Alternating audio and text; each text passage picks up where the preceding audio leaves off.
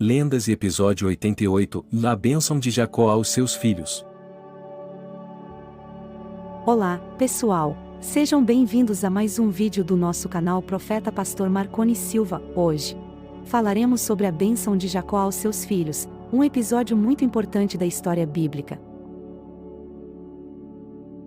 Antes de começar, eu quero te pedir um favor. Se você gosta dos meus vídeos, se inscreva no canal Profeta Pastor Marconi Silva, ative o sininho para receber as notificações e deixe o seu like. Isso me ajuda muito a continuar produzindo conteúdo de qualidade para vocês, e se você quiser me apoiar financeiramente, você pode fazer sua gratificação com o Pix na tela para marconesilva6@gmail.com.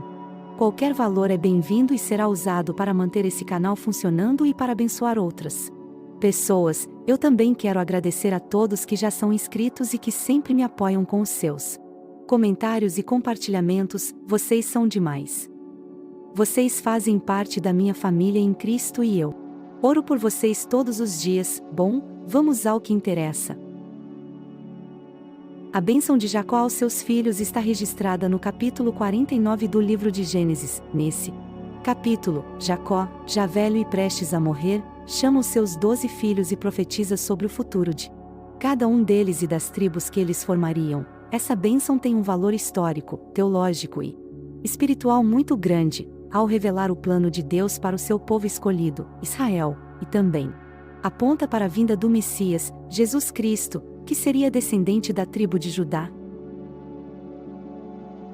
Vamos analisar cada uma das bênçãos que Jacó pronunciou sobre os seus filhos e ver o que elas significam e como se cumpriram na história de Israel e da Igreja. O primeiro filho de Jacó foi Rúben, fruto do seu casamento com Lia. Jacó disse sobre ele: Rúben, tu és meu primogênito, minha força e o princípio do meu vigor, o mais excelente em alteza e o mais excelente em poder, impetuoso como a água. Não serás o mais excelente, porque subiste ao leito de teu pai, de então o profanaste. Subiste à minha cama. Gênesis 49, 3-4. Essa bênção mostra que Rúben tinha uma posição de destaque por ser o primogênito de Jacó, mas também revela que ele perdeu essa posição devido ao seu pecado de adultério com Bila, a concubina de seu pai. Gênesis 35, 22. Por isso, ele não recebeu a primazia nem a liderança entre os irmãos, mas foi substituído por José e Judá. 1 Crônicas 5, 1-2. O segundo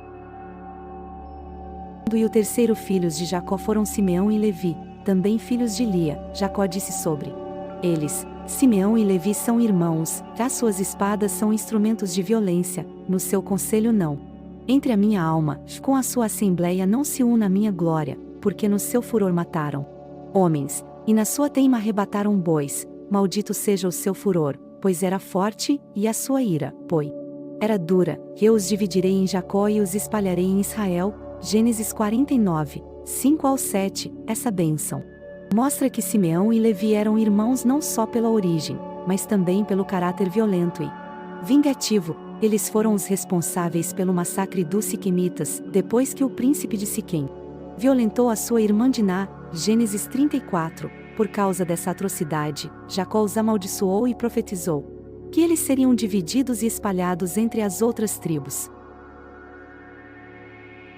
De fato, isso se cumpriu na história de Israel. A tribo de Simeão recebeu uma herança no território de Judá e acabou sendo absorvida por ela. Josué 19, 1-9. A tribo de Levi não recebeu herança própria, mas foi separada para o serviço sacerdotal e recebeu cidades distribuídas entre a outras tribos. Números 18, 20-24, Josué 21. No entanto, essa maldição também teve um aspecto positivo para a tribo de Levi, pois ela foi escolhida por Deus para ser a guardiã da sua lei e da sua aliança. Deuteronômio 33, 8-11. Além disso, Deus usou alguns levitas para realizar grandes obras em favor do seu povo, como Moisés, Arão, Miriam, Finéias, Samuel e os profetas. O quarto filho de Jacó foi Judá, o primeiro filho de Lia depois que ela deixou de ter filhos por um tempo. Jacó disse sobre ele: Judá, a ti te louvarão os teus irmãos, a tua mão será sobre o pescoço de teus inimigos, os filhos de teu pai a ti se inclinarão. Judá é um leãozinho, da presa Subiste, filho meu, e encurva-se, e deita-se como um leão, e como um leão velho, quem o despertará? O cetro não se arredará de Judá, nem o legislador dentre seus pés, até que venha Siló, e a ele se congregarão os povos, ele amarrará o seu jumentinho à videira, e o filho da sua jumenta à videira.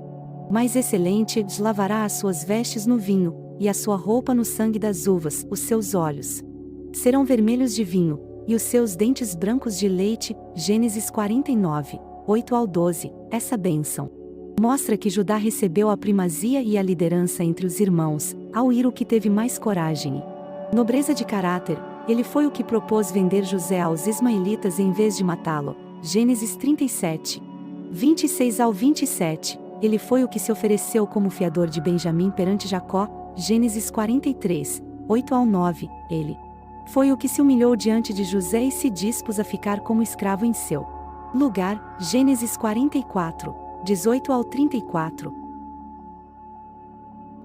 Jacó comparou Judá a um leão, símbolo de força, majestade e domínio. Ele profetizou que Judá teria vitória sobre os seus inimigos e que os seus irmãos se submeteriam a ele. Ele também profetizou que Judá teria uma terra fértil e abundante, onde produziria vinho e leite em abundantemente. Mas o mais importante dessa bênção é a profecia sobre o cetro e o legislador de Judá, que aponta para a linhagem real que sairia dessa tribo. Jacó disse que esse cetro não se arredaria de Judá até que viesse Siló, um nome misterioso que significa aquele a quem pertence. Muitos estudiosos entendem que Siló é uma referência ao Messias, Jesus Cristo, que seria descendente de Judá e que reuniria os povos sob o seu domínio. Lucas 3, 33.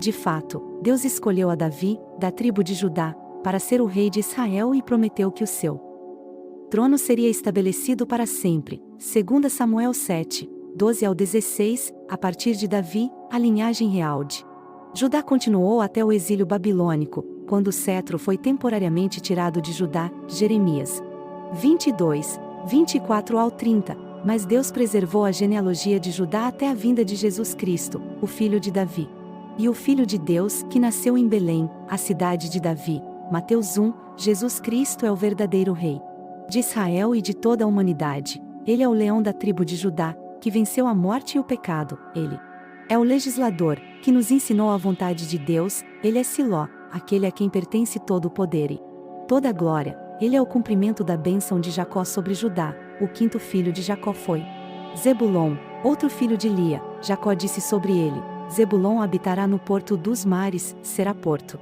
das naus, e o seu termo estender-se-á até Sidom. Gênesis 49, 13. Essa bênção mostra que Zebulon receberia uma herança próxima ao mar Mediterrâneo e teria uma vocação comercial e marítima. De fato, isso se cumpriu na história de Israel. A tribo de Zebulon recebeu uma porção de terra entre as tribos de Asser e Naftali, perto do mar, o que lhe proporcionou oportunidades comerciais e uma ligação com as rotas comerciais marítimas da região. Essa bênção evidencia a precisão das profecias de Jacó sobre o destino de cada uma das tribos de Israel e como elas se cumpriram ao longo da história. O sexto filho de Jacó foi Issacar, também filho de Lia. Jacó disse sobre ele: Issacar é jumento forte, deitado entre dois fardos, e viu ele que o repouso era bom, e que a terra era deliciosa, e abaixou o seu ombro para alcançar, e fez-se servo obrigado a tributar. Gênesis 49, 14-15. Essa bênção descreve Issacar como um povo trabalhador e pacífico, que desfrutaria da fertilidade da terra. No entanto, também indica que Issacar seria submetido a tributos e ao trabalho árduo, simbolizando uma certa servidão. Isso se confirmou quando a tribo de Issacar se estabeleceu em uma região fértil, mas acabou sendo oprimida e explorada por seus conquistadores. O sétimo filho de Jacó foi Dan, filho de Bila, serva de Raquel. Jacó disse sobre ele: Dan julgará seu povo, assim como uma das tribos de Israel. Dan será serpente junto ao caminho, uma víbora junto à vereda, que morde os calcanhares do cavalo, de modo que o cavaleiro cai de costas. Gênesis 49, 16-17. Essa bênção retrata Dan como uma tribo guerreira e astuta, capaz de proteger e liderar seu Povo, no entanto, também sugere uma certa agressividade e uma tendência para o conflito. Dan foi conhecido por sua habilidade militar e pela fundação da cidade de Dan, mas também se envolveu em idolatria e apostasia ao longo de sua história. O oitavo